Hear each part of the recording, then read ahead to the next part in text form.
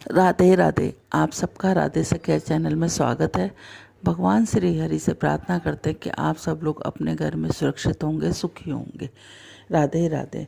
जैसे कि पौष महीना चल रहा है, इस पौष महीने में कहने को तो ये पौष महीने में कोई शुभ काम नहीं होते, पर इसमें पूजा अर्चना बहुत अच्छी होती है और जो करते हैं उनको बहुत अच्छा फल मिलता है। अब इस पौष महीने में जो कृष्ण पक्ष की जो अष्टमी को आती है उसको रुक्मणी अष्टमी कहते हैं। इस दिन माँ रुक्मणी जो हमारी माँ लक्ष्मी का ही स्वरूप है और उन्हीं के उसमें वो अवतरित होकर धरती पर आई हैं, तो रूप में रुक्मणी के रूप में अवतरित होकर धरती पे आई हैं, उनका ही ये रुक्मणी अष्टमी के रूप में मनाया जाता है।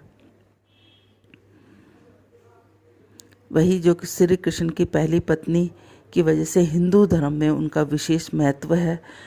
कहा जाता है कि जो कोई याचक, जो कोई भी सच्ची श्रद्धा के साथ इस रुक्मणी अष्टमी को, माता रुक्मणी की पूजा करता है, उसको सुख समृद्धि सौभाग्य की प्राप्ति होती है। आज हम आपको बताते हैं रुक्मणी अष्टमी के महत्व के बारे में, पूजा विधि कैसे करें। रुक्मणी अष्टमी इस वर्ष 27 सितंबर 2021 दिन सोमवार को रुक्मणी अष्टमी है, परंतु अष्टमी तिथि का उदय 26 सितंबर 2021 रविवार को सुबह प्रातःकाल 9:35 पर शुरू होकर वह 27 दिसंबर 2021 को सोमवार को सुबह 9:40 पर समाप्त हो जाएगा। लेकिन हम जो व्रत करते हैं वो उदयकालीन तिथि में करते हैं, इसलिए इसका व्रत या इसकी पूजा विधि जो भी कुछ है वो हम सोमवार के दिन करेंगे।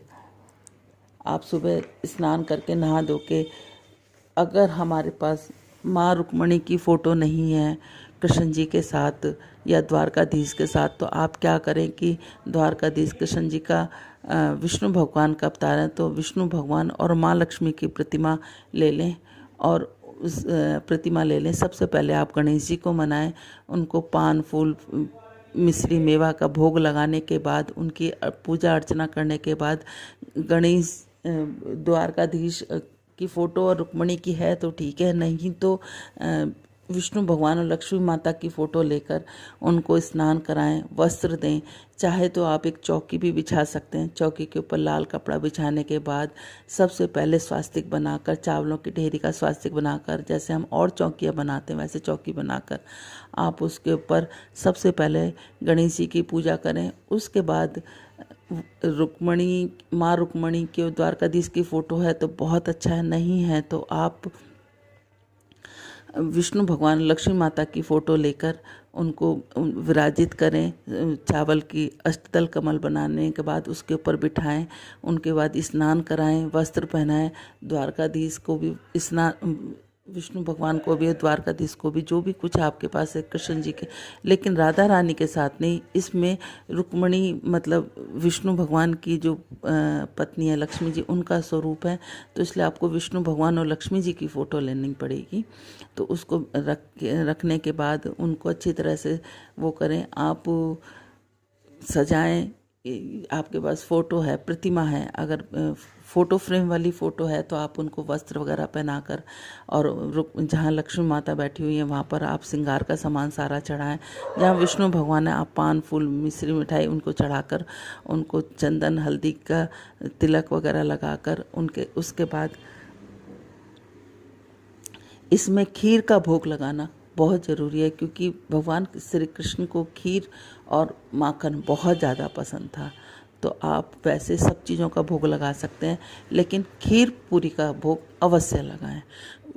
खीर पूरी का भोग लगाने के बाद आरती करें, भोग प्रसाद रखें, उनको फलों का भोग लगा सकते हैं, खीर का लगा सकते हैं। सब चीज़ों का भोग लगाने के बाद भगवान श्री कृष्ण के आप भजन का गा सकते हैं, लक्ष्मी माता के भजन गा सकते हैं। भजन गाने के बाद इस दिन सारी रात आप जागरण भी सजा सकते हैं, और पूजा की थाली को बड़ी सुंदर सी सजाकर उन दोनों की भोग लगाने के बाद भोग लगाएं। उसके बाद उन दोनों की खूब अच्छी तरह से आरती और भोग प्रसाद कर सकते हैं। अष्टमी की पूजा आदि का व्रत, जो लोग अष्टमी का व्रत रखते हैं, रखना चाहें तो वो व्रत रख सकते हैं, शाम के समय पर भोजन ग्रहण कर सकते हैं। इस तरह से आप माता लक्ष्मी को जो रुक्मिणी के रूप में अवतरित हैं धरती पर, उनको अच्छी तरह मना सकते हैं।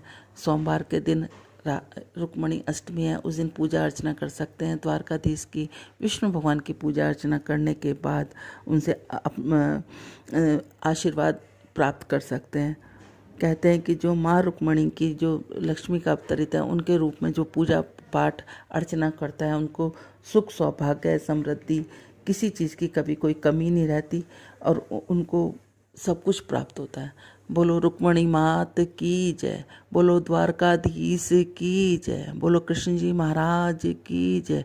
श्रीमन नारायण नारायण नारायण, लक्ष्मी नारायण नारायण नारायण, श्रीमन नारायण नारायण नारायण।